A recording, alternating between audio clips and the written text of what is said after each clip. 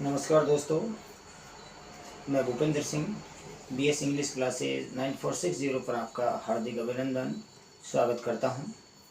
दोस्तों, हमने पिछली कक्षा में पढ़ा था इंट्रोगेटिव सेंटेंस को इनडायरेक्ट में बदलना।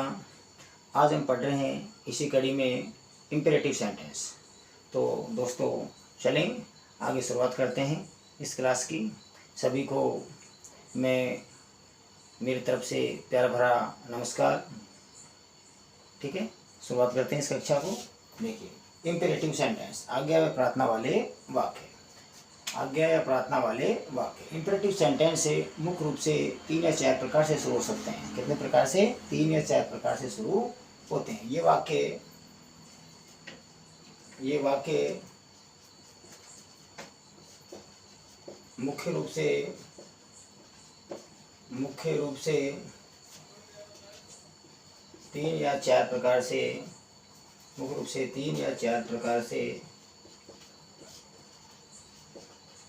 शुरू होते हैं।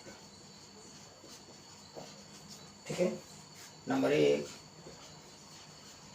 वर्ब की फर्स्ट फॉर्म से। किससे? वर्ब की फर्स्ट फॉर्म से। नंबर 2, डू या डू नॉट से। डू या डू नॉट से। नंबर 3 आता है प्लीज या काइंडली से। प्लीज या काइंडली से। अगला प्रकार आता है लेट से। किससे? लेट से। तो हम पढ़ रहे हैं दोस्तों इम्पेरेटिव सेंटेंस। इम्पेरेटिव सेंटेंस मुख्य रूप से 3 या 4 प्रकार से शुरू होते हैं। नंबर पहला है वर्ब की फर्स्ट फॉर्म से शुरू होना। नंबर दूसरा है डू या डू नॉट से। तीसरा है प्लीज या काइंडली से। और चौथा है लेट से। तो हम सबसे पहले शुरुआत करते हैं वर्ब की फर्स्ट फॉर्म से शुरू होने वाले वाक्य।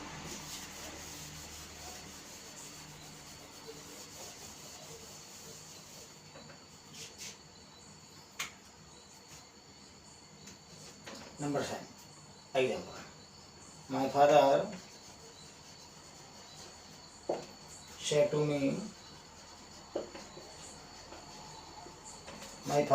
to me, bring a glass of water. Bring me a glass of water. ठीक है, bring सेंटेंस ऊपर देखिए। Bring me a glass of water। ये हमारा सेंटेंस है। My father said to me, bring me a glass of water। अब आपको कैसे पता लगेगा कि ये इम्पेरेटिव सेंटेंस है? इम्पेरेटिव सेंटेंस की पहचान है कि या तो वर्ब की फर्स्ट फॉर्म से शुरू होगा, या डू या डू नॉट से शुरू होगा, या प्लीज या काइंडली से शुरू होगा, या लेट से शुरू होगा। ठीक है, तो हमारा अंदर वाला वाक्य किससे शुरू हो रहा है? ब्रिंग से। तो ब्रिंग क्या है? वर्ब की फर्स्ट फॉर्म है। तो देखिए दोस्तों, इसको कैसे बनाते हैं। My father said to. अब यहाँ स्टूडेंट्स को दिक्कत आती है कि यहाँ सेड टू के स्थान पर क्या लिखें। ठीक है, अंदर वाले वाक्य के भाव के अनुसार, अंदर वाले वाक्य का जो भाव निकल रहा है, जो मीनिंग निकल रहा है, उसके अनुसार यहाँ सेड टू के स्थान पर ऑर्डर लगा देते हैं, रिक्वेस्टेड लगा देते हैं।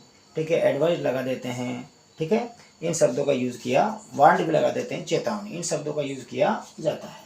ठीक है, उनको हम आपको इसको हल करने के बाद लिखाएंगे। तो माई फादर, मेरे पिता ने मुझसे कहा। तो पिताजी ने क्या दिया है? ऑर्डर दिया है। माई फादर ऑर्डर्ड मी। माई फादर ऑर्डर्ड मी। ठीक है, यहाँ तक सब क्लियर है। सेड टू के स्थान पर लगा दिया ऑर्डर। मेरे पिताजी ने मुझे आदेश दिया। अंदर वाले वाक्य का भाव क्या आ रहा है? Bring me a glass of water. Bring me a glass of water, मुझे एक गिलास पानी लेकर आइए। ठीक है, तो पिताजी ने कहा है किससे? अपने बच्चे से कहा है कि मुझे गिलास पानी लेकर आइए। तो भाव क्या आया? आदेश का आया, अनुमति का आया, सलाह का आया या चेतावनी का भाव आया? क्या भाव आया, ऑर्डर। पिताजी ने आदेश दिया है, निवेदन तो करेगा नहीं पिताजी, ठीक है। तो my father ordered me, connective word लगाएंगे टू, क्या लगाएंगे, टू, ठीक है। हम दैट लगा रहे थे, इफ भी लगा रहे थे, लेकिन यहाँ कनेक्टिव वर्ड लगाएंगे टू। तो ब्रिंग मी आ गया, फर्स्ट फॉर्म क्या है इसमें, आई के अनुसार बदलता है, सब्जेक्ट के अनुसार। आई का क्या हो गया, माई फादर है तो क्या हो गया, I my, me he his him, bring him a glass of water, a glass of water. उम्मीद करता हूँ ये आपको समझ में आया होगा, ठीक है। मैं इसके अंदर वाले भाव के सेंटेंस को लिखा देता हूँ आपको, लिखिए, ठीक है। इसको एक बार फिर देख लीजिए। My father said to me bring me a glass of water. तो my father ordered me to bring, ठीक है। टू के बाद में वर्ब की फर्स्ट फॉर्म ज्यों का तो रहेगी, ये नहीं कि वर्ब फर्स्ट फॉर्म को सेकंड बदल दे, नहीं बदलेंगे। तो ब्रिंग हिम कैसे आया, मी सब्जेक्ट के अनुसार बदलेगा। यहाँ क्या है, माई फादर क्या है, ही है, तो ही की थर्ड फॉर्म कर दो, he is him a glass of water, ठीक है। उम्मीद करता हूँ आपको ये समझ में आया होगा। इसके बाद नेक्स्ट एग्जाम्पल लेते हैं हम, ठीक है।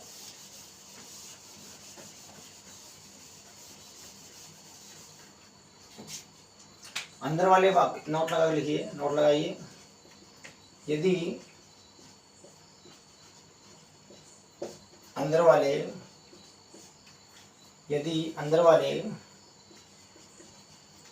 वाक्य का भाव निम्नानुसार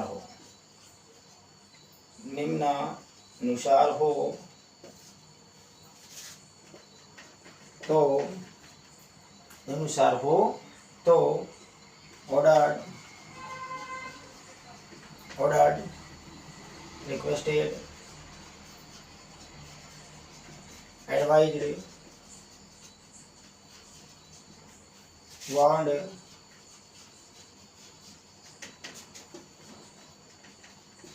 आदि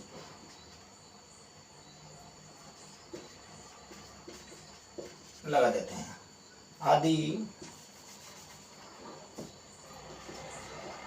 को सेटू के स्थान पर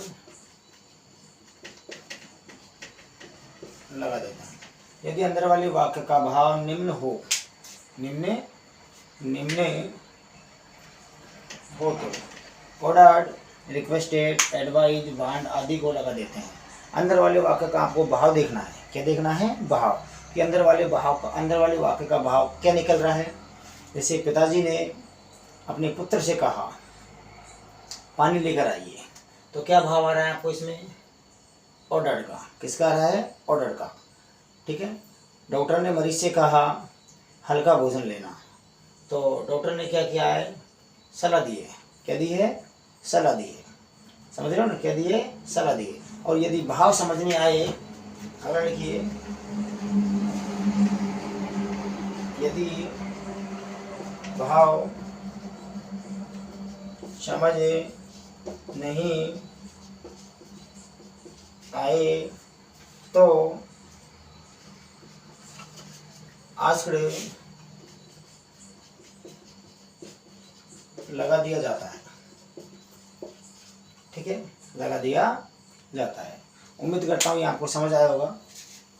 यदि अंदर वाले वाक्य का भाव निम्न हो तो, निम्न क्या हो, ऑर्डर, आदेश का आ रहा है तो ऑर्डर लगा देंगे, निवेदन का आ रहा है तो रिक्वेस्टेड लगा देंगे, सलाह का आ रहा है तो एडवाइस लगा देंगे, चेतावनी का आ रहा है तो वार्न लगा देंगे, आदि को सेट टू के स्थान पर लगा देते हैं। यदि भाव समझ नहीं आए तो आस्क्ड लगा दिया जाता है। क्लियर सबको। अगर वो लिखिए,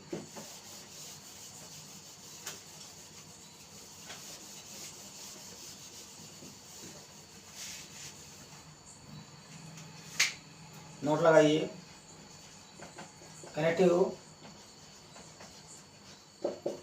वर्ड योजक शब्द,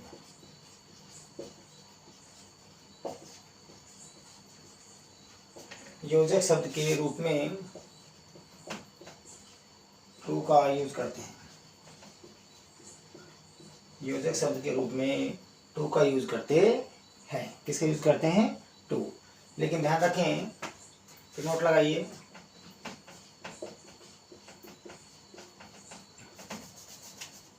लेकिन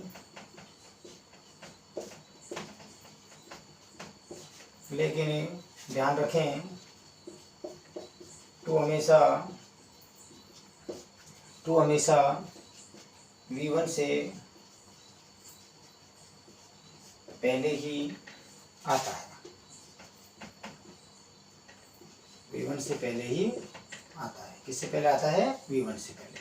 टू को कहाँ लगाएंगे, वर्ब की फर्स्ट फॉर्म से आगे लगाते हैं। और बाकी जो चेंजेज होते हैं, प्रोनाउन संबंधी है, टेंस संबंधी, प्रोनाउन संबंधी है, या फिर समय दूरी संबंधी है, वो चेंजेज होते रहेंगे। ठीक है, तो एक सेंटेंस लिखिए। ठीक है, इनको हटा देते हैं, आगे देखिए।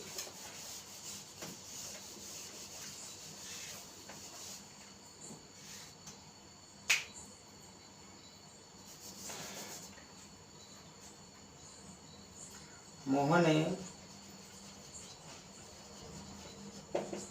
shared to his friend।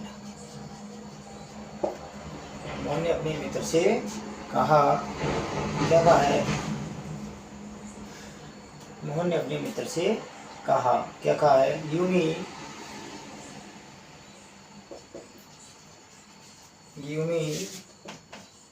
10 rupees, give me 10 rupees, मुझे 10 रुपये दे दीजिए। तो कैसे बनाएंगे इसको देखिए, मोहन सेड टू, क्या सेड टू, अंदर का वाक्य देखिए, गिव मी 10 रुपीज़, मुझे 10 रुपये दे दीजिए, मुझे 10 रुपये दे दीजिए, यानी कोई निवेदन कर रहा है। क्या कर रहा है, निवेदन कर रहा है। निवेदन करने के लिए requested, Mohan requested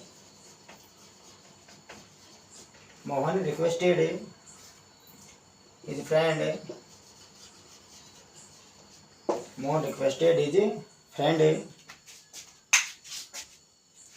Mohan requested his friend